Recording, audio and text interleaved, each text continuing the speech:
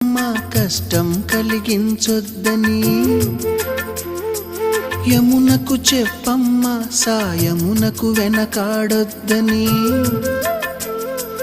గోదారికి కావేరికి ఏటికి సెలయేటికి కురిసేటి జడివానకి దూకే జలపాతానికి నీతో బుట్టులందరికీ చెప్పమ్మా మా గంగమ్మ జీవనదివిగా ఒక మోక్షనిధివిగా పండ్లు పూలు పసుపుల పారాణి రాణిగా